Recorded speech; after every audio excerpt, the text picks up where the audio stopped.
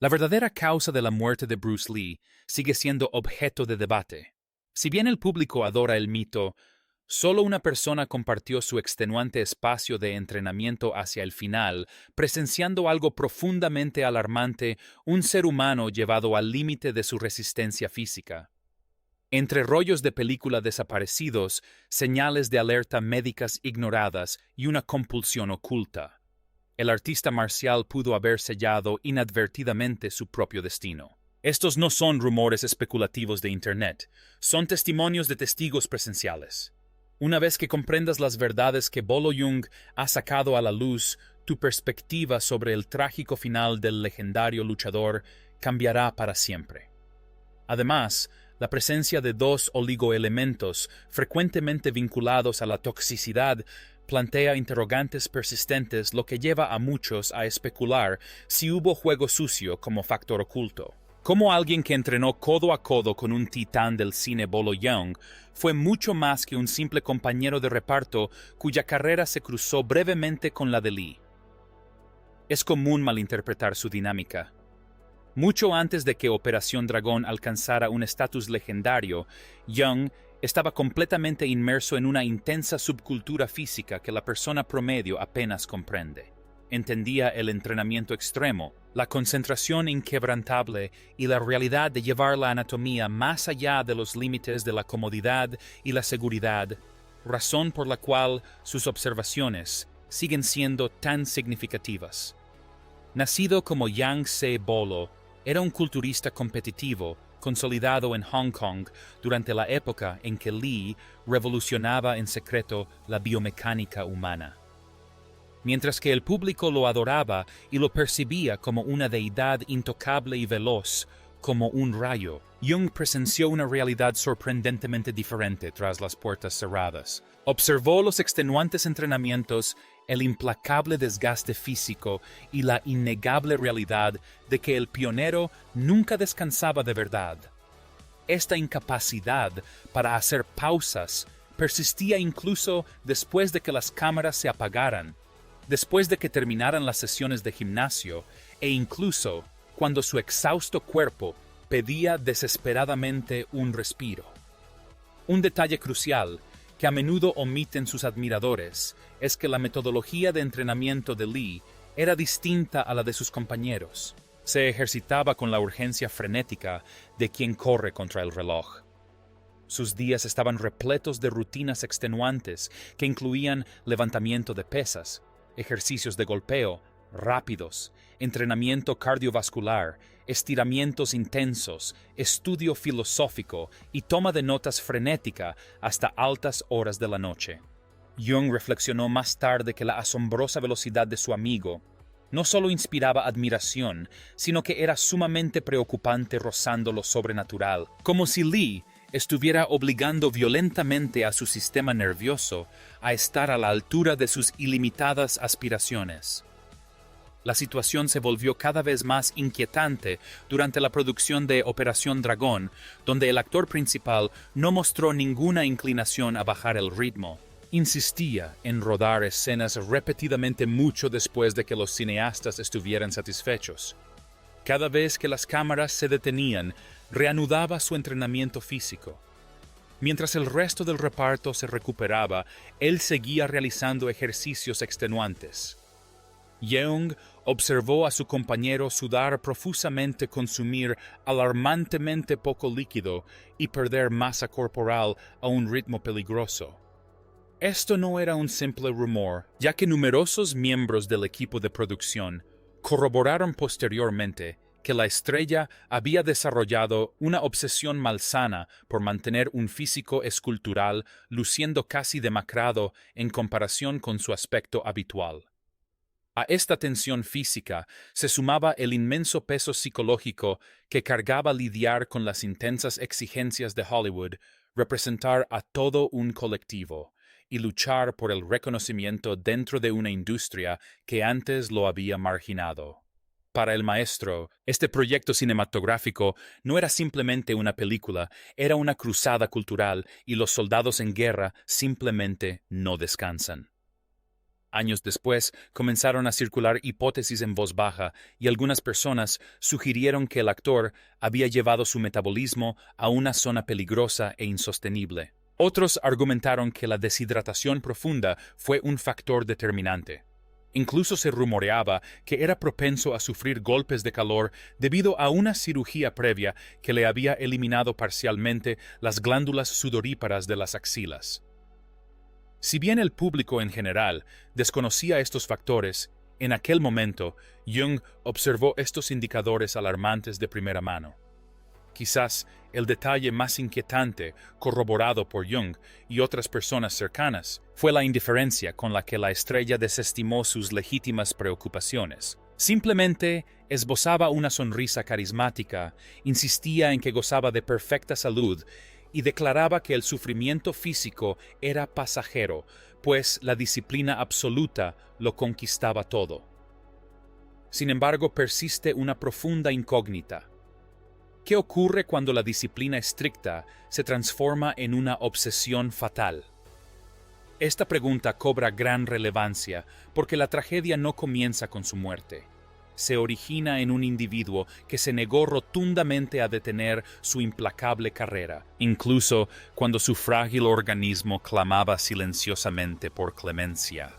En medio de estos crípticos ecos históricos, los comentarios confusos sobre quién sería el próximo en caer y quién simplemente tuvo suerte no hacen sino aumentar la sensación de pavor que impera. El enigma se agudiza considerablemente al examinar la legendaria secuencia de combate desaparecida, una pieza cinematográfica que sigue desconcertando a los aficionados.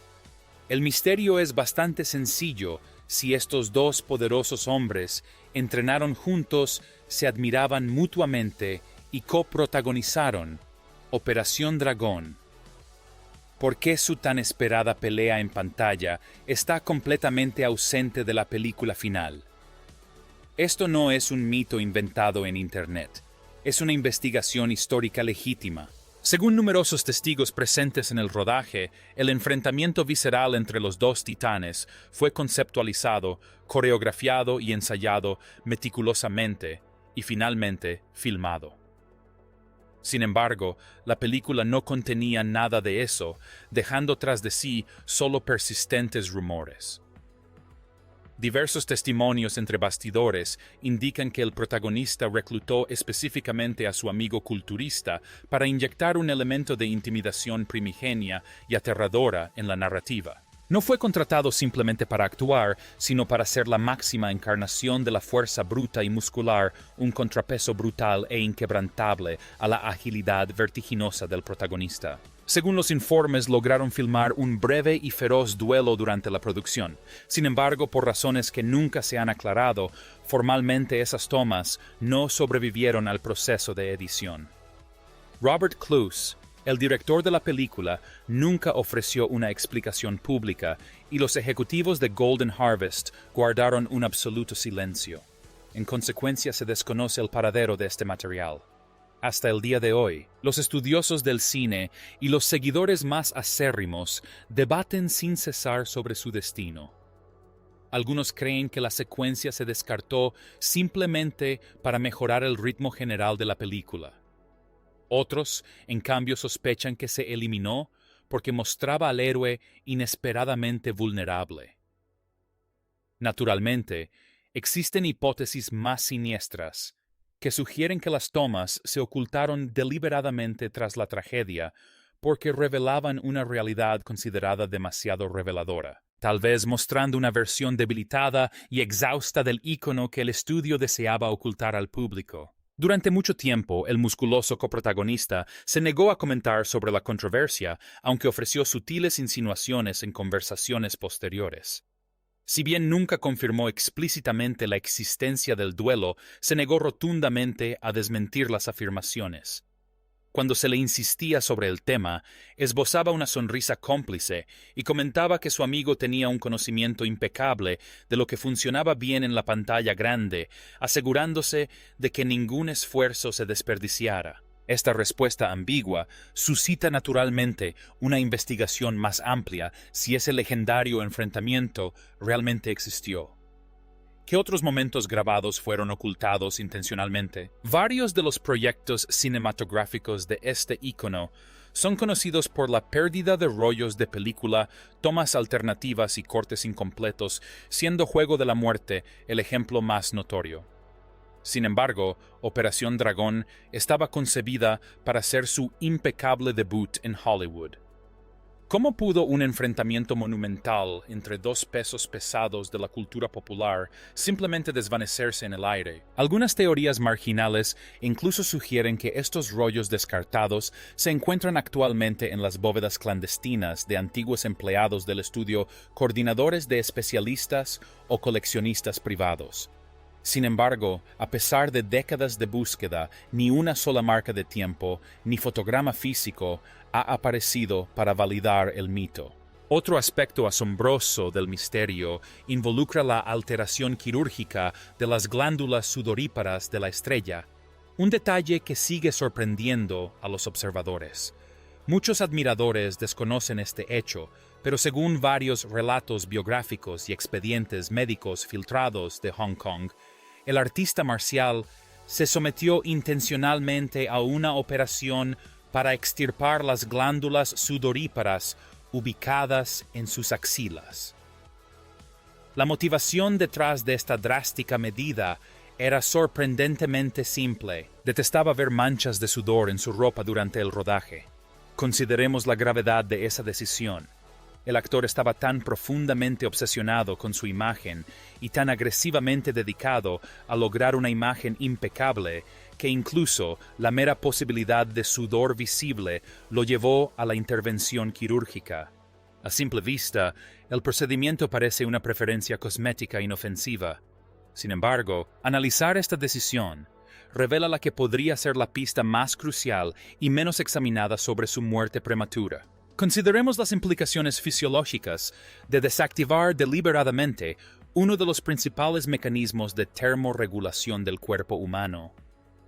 Imagínese realizar un esfuerzo físico hiperintenso actuando bajo la abrasadora iluminación de los focos del estudio en la opresiva humedad tropical de Hong Kong, todo ello estando gravemente deshidratado y privándose activamente de alimento para mantener un bajo porcentaje de grasa corporal, y siendo físicamente incapaz de sudar adecuadamente. Los profesionales médicos han opinado con frecuencia sobre este escenario a lo largo de las décadas, destacando el riesgo extremo de sufrir un golpe de calor grave o una completa alteración de la termorregulación. Sin glándulas sudoríparas que funcionen correctamente, el legendario luchador era probablemente mucho más susceptible a un sobrecalentamiento catastrófico de lo que cualquiera de su círculo íntimo comprendía. Esto no es ficción especulativa, es biología humana fundamental. Ahora, sumemos a esa vulnerabilidad biológica un precedente aterrador. Apenas unas semanas antes de su fatal colapso, la estrella ya había sufrido una grave emergencia médica. En mayo de 1973, mientras trabajaba en un sofocante estudio de doblaje, sufrió una desorientación aguda, se desplomó y fue trasladado de urgencia a un centro médico donde se le diagnosticó inflamación cerebral. Este incidente inicial fue una alarma ensordecedora. Padecía edema cerebral, la misma afección que finalmente le costaría la vida en julio. Sin embargo, ¿cómo reaccionó ante este episodio casi fatal? Fiel a su naturaleza inquebrantable, simplemente lo ignoró, retomó su agotadora rutina y continuó castigando su cuerpo. En su mente, tomarse un tiempo para recuperarse equivalía a un fracaso, y el sufrimiento físico era simplemente un obstáculo que superar. No solo practicaba su arte, vivía inmerso en sus extremos más exigentes. Para colmo, personas del sector sospechaban desde hacía tiempo que utilizaba potentes diuréticos, agentes químicos, diseñados para expulsar rápidamente el agua del organismo y lograr una apariencia vascular muy definida. Cuando se combinan la deshidratación artificial, un sistema de enfriamiento comprometido quirúrgicamente, el sofocante clima local, y una negativa absoluta a descansar el organismo humano, inevitablemente llega a un punto crítico. El concepto de un maleficio sobrenatural es un tema que rara vez se aborda en conversaciones formales, pero que impregna profundamente su legado. Este aspecto en particular no tiene nada que ver con la biomecánica, los programas de entrenamiento físico, ni las presiones de la industria del entretenimiento. En cambio, se centra por completo en un temor profundo y persistente. Se dice que el visionario de las artes marciales albergó un terror arraigado hasta su último aliento, la convicción paranoica de que estaba siendo vigilado de cerca, perseguido sin descanso o incluso atacado por fuerzas invisibles. Si bien los escépticos lo descartan como mera superstición, los creyentes lo consideran la maldición familiar definitiva. Para comprenderlo, hay que remontarse a la historia de su familia marcada por el dolor mucho antes de su éxito cinematográfico. Sus padres habían perdido a su primogénito, también llamado Bruce, durante la infancia. Según las creencias culturales chinas tradicionales, tal suceso se consideraba un presagio funesto. En un intento por engañar a los espíritus malignos, sus padres le dieron el nombre femenino de Saifón, que se traduce como pequeño fénix, con la desesperada esperanza de que las entidades demoníacas no atacaran a una niña. La estrella interiorizó profundamente estos conceptos espirituales y no era de los que desestimaban las advertencias místicas. De hecho, varias personas de su confianza compartieron recuerdos inquietantes de él hablando de su propia muerte prematura, como si fuera un destino predeterminado e inevitable. Era una nube oscura que lo acechaba constantemente. Para colmo de la atmósfera misteriosa, supuestamente le confesó a su esposa Linda en varias ocasiones que sinceramente no esperaba vivir más allá de los 33 años. Trágicamente falleció a los 32 años. Para quienes aún lo consideran una leyenda, la cronología de sus últimos trabajos cinematográficos ofrece coincidencias aún más escalofriantes. Apenas unas semanas antes de su muerte, dirigió y protagonizó una secuencia perturbadora casi premonitoria para la película Juego de la Muerte. En este metraje, su personaje simula su propia muerte, desaparece de la sociedad y finalmente reaparece con una identidad completamente nueva. La escena incluso lo muestra dentro de un ataúd, lo que hace que la supervivencia de este fragmento sea sumamente inquietante. Además, la tragedia no terminó con él. Su carismático y talentoso hijo Brandon Lee, quien estaba destinado a heredar el trono cinematográfico de su padre, también encontró un final repentino e inexplicable. Durante el rodaje de la película de fantasía oscura, The Crow Brandon murió instantáneamente cuando un arma de utilería disparó inexplicablemente un proyectil letal. Falleció en el set de filmación rodeado de sus compañeros. Un padre y un hijo, ambos combatientes extraordinariamente dotados, ambos luminarias en ascenso, ambos arrebatados del mundo, demasiado pronto, y ambos dejando tras de sí un rastro de preguntas sin respuesta. Mientras que algunos lo consideran un cruel giro del destino, otros están convencidos de que se trata de una oscura e ineludible maldición que trasciende la mera genética. Otro elemento crucial que rara vez recibe la atención adecuada es la existencia de los diarios de entrenamiento privados y manuscritos del maestro. Estos no eran los volúmenes filosóficos pulidos y cuidadosamente editados como el Tao del Jeet Kune Do, que se publicaron póstumamente para explicar sus teorías de combate. En cambio, se trataba de los diarios crudos y sin filtros que actualizaba frenéticamente entre intensas sesiones de entrenamiento, rodajes y planificación estratégica nocturna. El contenido de esas últimas entradas sigue siendo un profundo enigma que impulsa a los investigadores a buscar la verdad.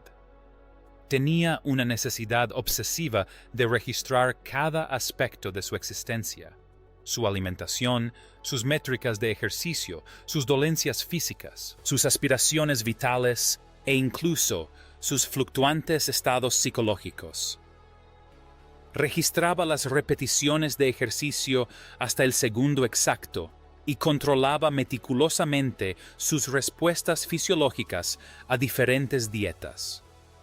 Curiosamente, incluso se asignaba puntuaciones diarias de claridad mental, intentando cuantificar su bienestar espiritual con la misma precisión que aplicaba a la velocidad de sus golpes, tratando su propia anatomía como un experimento de laboratorio viviente.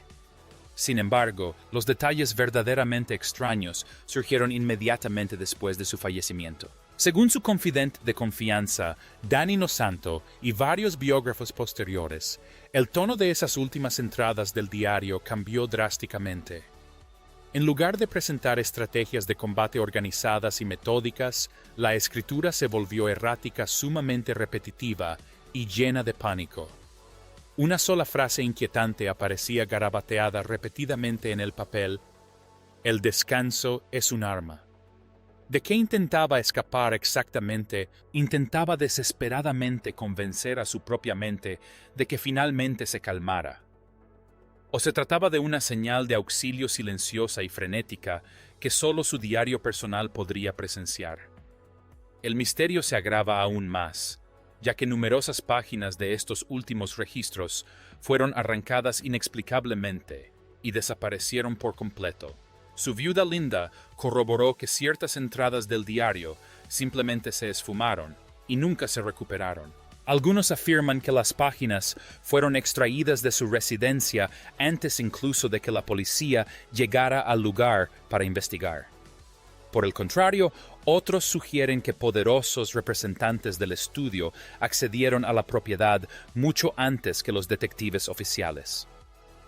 Décadas después, la identidad de la persona que eliminó esas páginas, así como sus motivos para hacerlo, siguen siendo completamente desconocidas. Un detalle particularmente extraño del examen médico suele pasar desapercibido en los medios de comunicación, pero a menudo sale a la luz en entrevistas extraoficiales y en profundas investigaciones. Según varios testigos presenciales y conversaciones confidenciales con profesionales médicos de Hong Kong, los restos del artista marcial fueron examinados y se descubrió que su estómago no contenía absolutamente nada de agua, ni una sola gota de líquido. Inicialmente, esto podría no parecer demasiado sospechoso hasta que se consideran las circunstancias. Había pasado todo el día trabajando bajo el calor sofocante de la ciudad. Estaba intentando perder peso, entrenando intensamente y discutiendo detalles del guión de Juego de la Muerte en la residencia de la actriz Betty Ting Pei. Además, se había quejado explícitamente de un dolor de cabeza intenso y agonizante, una señal de alerta fisiológica clásica asociada con la deshidratación extrema. A pesar de todos estos factores, el análisis post-mortem reveló un estómago completamente vacío sin nutrientes ni hidratación. Esto obliga a una pausa crucial, porque se negaba a hidratarse. Se abstenía deliberadamente de líquidos para que sus músculos lucieran lo más definidos posible ante las cámaras. Dependía en gran medida de diuréticos extremos u otros peligrosos protocolos para adelgazar, y esta es la teoría que realmente inquieta a los investigadores. Experimentaba en secreto con un régimen de acondicionamiento físico esotérico del que ni siquiera sus colegas más cercanos tenían conocimiento. Unos cuantos practicantes que estudiaron bajo su tutela sugirieron posteriormente que intentaba dominar un sistema de acondicionamiento seco altamente experimental. Este concepto, supuestamente arraigado en oscuras prácticas ascéticas orientales, implica entrenar al organismo humano para que funcione con la máxima eficiencia con una mínima ingesta de nutrientes. La filosofía fundamental dicta que reducir drásticamente la ingesta de alimentos y agua aumenta la agudeza mental y la concentración espiritual. Si bien esto suena a pura mitología, encaja a la perfección con un hombre conocido por superar todas las limitaciones humanas conocidas derribando barreras en lugar de simplemente ponerlas a prueba. Lamentablemente, la biología humana no puede ser anulada por la mera fuerza de voluntad. El cerebro requiere una hidratación adecuada para funcionar correctamente, y la deshidratación severa puede provocar que el órgano se inflame contra la bóveda craneal. Esta condición, el edema cerebral, fue registrada como la causa oficial de su fallecimiento. Desde esta perspectiva, las pistas dispares comienzan a encajar a la perfección los intensos dolores de cabeza, el alarmante colapso en mayo, la profunda fatiga, el tracto digestivo completamente vacío y la supuesta metodología de entrenamiento en seco. La situación se complica aún más al considerar los persistentes rumores de que partes del informe oficial de la autopsia fueron deliberadamente ocultadas. Las acusaciones sugieren que resultados de laboratorio específicos y comunicaciones médicas internas fueron sellados permanentemente debido a la enorme presión de los ejecutivos de Golden Harvest y las influyentes compañías de seguros. Incluso miembros de su propia familia han insinuado ocasionalmente, a lo largo de los años, que los expedientes médicos disponibles parecían extrañamente incompletos o fuertemente censurados. Más allá de las conocidas teorías conspirativas y los debates toxicológicos, existe un incidente ampliamente ignorado que requiere un análisis exhaustivo, una conversación telefónica solitaria que tuvo lugar apenas unas horas antes de su trágico final. Muy pocos análisis destacan este suceso, y aún menos personas conocen el contenido de la conversación a pesar de que está bien documentado. Según numerosos testimonios, incluyendo declaraciones de su productor Raymond Chow y varios empleados del estudio, el actor mantuvo una llamada telefónica poco antes de sufrir el fatal dolor de cabeza y retirarse a una habitación en el apartamento de Betty Ting-pei. Lo extraño de este suceso es que la identidad de la persona que llamó sigue siendo completamente desconocida, y la estrella nunca reveló el motivo de la conversación a su anfitriona. Algunos investigadores plantean la hipótesis de que simplemente se trataba de Chow al teléfono, ultimando los detalles del guión de su próxima película. Sin embargo, Chow negó explícitamente haber sido la última persona en hablar con él esa tarde, afirmando que su encuentro cara a cara anterior ya había concluido. Otras teorías apuntan a un socio comercial local, alguien con quien la estrella había roto relaciones recientemente tras acaloradas disputas sobre autonomía creativa. La tensión aumentaba entre el actor de espíritu independiente y sus patrocinadores financieros tradicionales, quienes creían que su creciente influencia global lo hacía incontrolable. Estaba preparando activamente su propia productora independiente, una maniobra que enfureció profundamente a los guardianes de la industria. Sin embargo, una tercera hipótesis aún más inquietante persiste entre los investigadores. Este rumor, aún sin verificar, afirma que la llamada entrante provenía de una línea internacional, probablemente de Estados Unidos. Tras esta conversación, el actor, que estaba a punto de un regreso triunfal a Hollywood, se mostró visiblemente angustiado y alterado. Los testigos afirman que caminaba nervioso por la habitación, mientras que otros notaron que se quedó inusualmente callado. En cualquier caso, el ambiente cambió y nadie se atrevió a interrogarlo al respecto. La anomalía más evidente es la ausencia total de cualquier registro oficial de telecomunicaciones sobre esta conversación. Nunca fue registrada por las autoridades investigadoras ni se mencionó en los informes policiales preliminares. Sin embargo, varias personas en su entorno inmediato, incluidas dos que residían cerca del apartamento de Ting-pei, informaron posteriormente haberlo oído hablar con gran vehemencia por teléfono justo antes de su repentina crisis de salud. Otro elemento altamente sospechoso, que generalmente pasa desapercibido para el público, es una maniobra financiera masiva que una vez que sale a la luz, resulta imposible de ignorar. Tan solo unos meses antes de su fallecimiento, el ícono mundial finalizó discretamente un contrato de seguro de vida por valor de millones de dólares. Desde un punto de vista puramente lógico, esta parece una decisión muy responsable, dada su joven familia, sus lucrativos contratos internacionales y su trayectoria profesional sin precedentes. Sin embargo, la increíble precisión temporal y las estipulaciones específicas del contrato son las que alimentan las sospechas. No se trataba de un plan de cobertura estándar. Según documentos filtrados e investigaciones exhaustivas realizadas por varios periodistas especializados en Hong Kong, la póliza contenía una cláusula muy específica que garantizaba una indemnización cuantiosa en caso de fallecimiento accidental y repentino en territorio extranjero. Muchos analistas consideran que esta cláusula es alarmantemente específica. Aún más preocupante es la acusación de que apenas unas semanas antes de su muerte visitó apresuradamente una oficina de corretaje secundaria para revisar minuciosamente la redacción exacta del contrato. ¿Qué motivó esta repentina urgencia? Estaba al tanto de una amenaza inminente. Ciertos expertos de la industria, incluido un antiguo colaborador de su estudio principal, alegaron posteriormente que la estrella había estado recibiendo graves amenazas directamente relacionadas con su búsqueda de soberanía financiera y creativa. Finalmente, las consecuencias inmediatas de la tragedia siguen generando una profunda inquietud. La repentina pérdida de la deidad de las artes marciales conmocionó al mundo entero, pero los acontecimientos posteriores se desarrollaron con una velocidad vertiginosa, casi sospechosa. Los preparativos del funeral, la difusión de comunicados de prensa oficiales y la rápida presión para lograr el cierre del caso se llevaron a cabo a un ritmo frenético, sofocando intencionadamente cualquier pregunta o demanda de transparencia. En cuestión de días, sus restos fueron trasladados fuera de la región. El acceso del público en duelo estuvo severamente restringido. Las ruedas de prensa fueron extraordinariamente breves, y lo más sospechoso, no se permitió un periodo prolongado de duelo público en Hong Kong.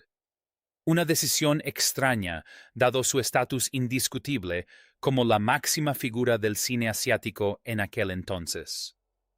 Para una persona que pasó toda su vida adulta bajo la intensa mirada pública, su despedida final estuvo rodeada de un secretismo extremo.